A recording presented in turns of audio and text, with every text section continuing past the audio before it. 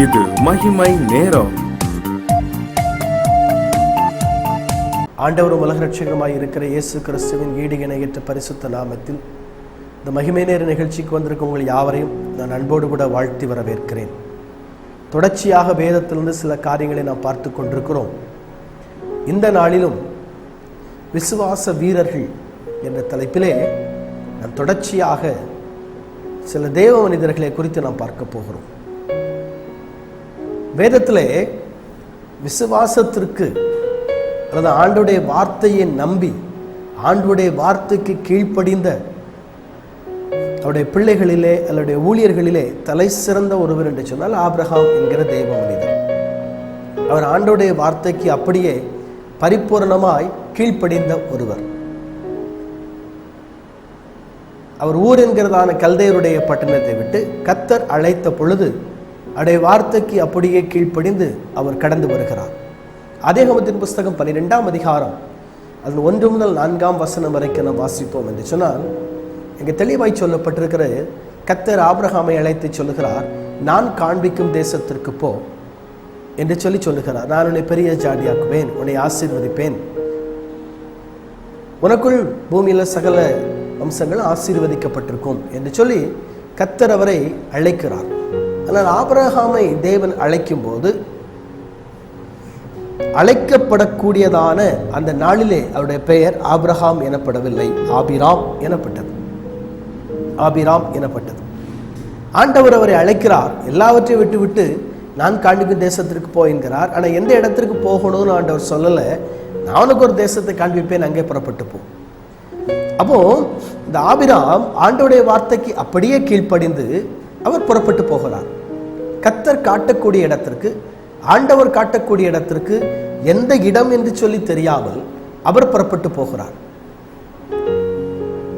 இந்த சூழ்நிலையிலே ஆபிரகாமுக்கும் அவருடைய மனைவியாயிருக்கிற சாராளுக்கும் பிள்ளை இல்லாது இருக்கிறது. கர்த்தர் சொல்லுகிறார் ஆபிரகாமின் இடத்துல, உன்னுடைய சந்ததி வானத்து நட்சத்திரங்களைப் போலவும் கடற்கரை மணலத்தனையாய் பெருகும் என்று சொல்லி கர்த்தர் வாக்கு கொடுக்கிறார். அப்போ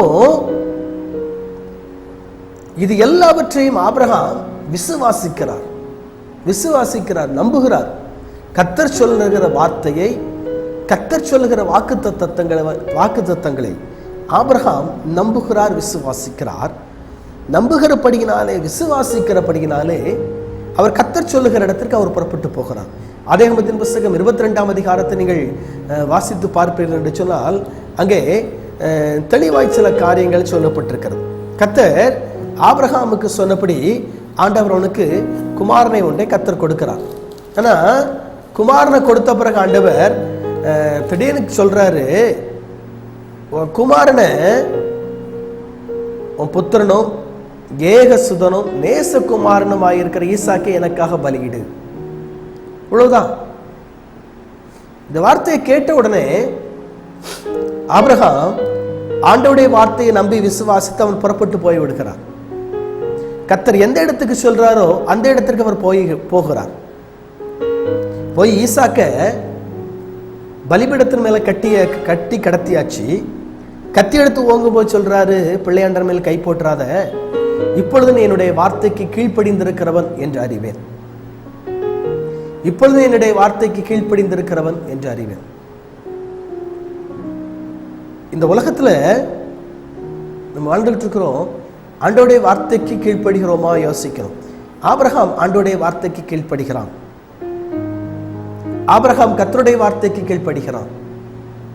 ஆண்டவருடைய வார்த்தைக்கு கீழ்ப்படிந்து அவன் புறப்பட்டு போகிறான். அது மட்டும் இல்ல, 75 வயசுல குமாரனை கொடுப்பேன்னு சொன்னப்ப 100 வயசுல குமாரனை கொடுக்கிறாரு. அதையும் பலியிட சொல்லி கேட்கிறாரு. இவன் சந்தோஷமா ஆண்டவருக்கு ஒப்பு கொடுக்கும்படியாக புறப்பட்டு போகிறான். சந்தோஷமா கர்த்தருக்கு ஒப்பு கொடுக்கும்படியாக அவன் புறப்பட்டு போகிறான். அவன் நம்பினா பலிபீடத்தின் கல்லுகள் கூட தனக்கு குமாரனை உண்டாக்க ஆண்டவர் வல்லமை உள்ளவராக இருக்கிறாருங்க நம்புறோம். அந்த ஒரு மாபெரும் விசுவாசம், அந்த ஒரு மாபெரும் நம்பிக்கை, அதுதான் ஆபிரகாம் என்கிறவரை, ஆபிராம் என்கிறவரை ஆபிரகாம் என்று பெயர் மாற்றப்பட்ட வைத்தது. அது மட்டும் இல்லை, அந்த விசுவாசம்தான் விசுவாசிகளின் தகப்பன் என்று சொல்லி இந்த ஆபிரகாம் என்கிற தேவ மனிதனை உயர்த்த வைத்தது. அது மட்டும் இல்ல, இயேசு கிறிஸ்துவே ஆபிரகாமின் குமாரனாய் இருக்கிறார். இந்த வம்ச வரலாறு நீங்க பார்த்தீங்க அப்படின்னா, மத்தேயு சுவிசேஷம் நீங்க 1ஆம் அதிகாரத்துக்கு வருவீங்க அப்படின்னு சொல்லி சொன்னா, அங்கே ஆண்டவருடைய வம்ச வரலாறு இங்கே சொல்லப்பட்டிருக்கும்.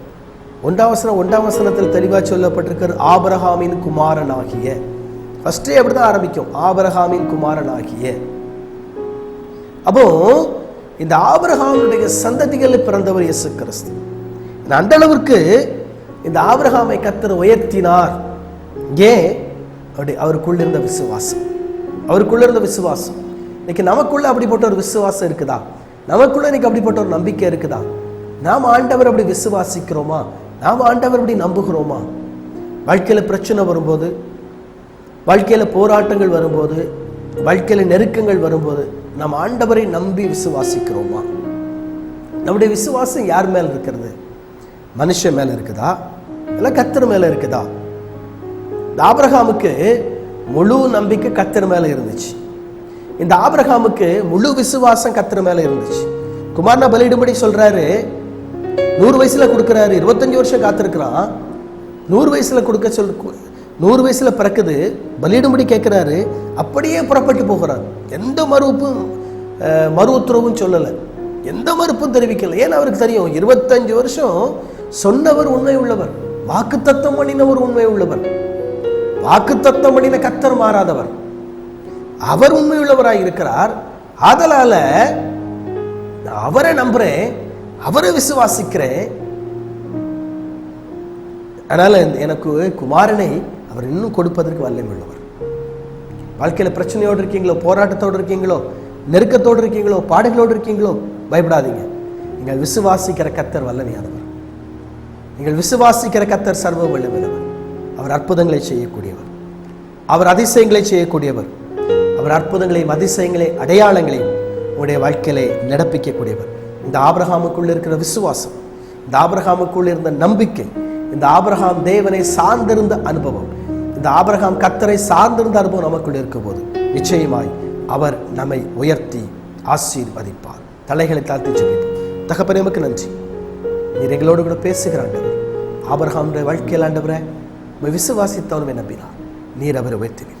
அதை எங்களுடைய வாழ்க்கையிலே நாங்களும் நம்புவதும் போதும் விசுவாசிக்கும் போதும் நீர் எங்களை உயர்த்தக்கூடியவராக இருக்கிறீர். நீர் எங்களை உயர்த்தி ஆசீர்வதி.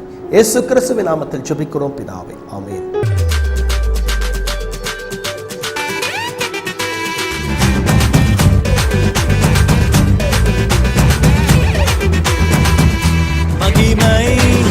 மகிமை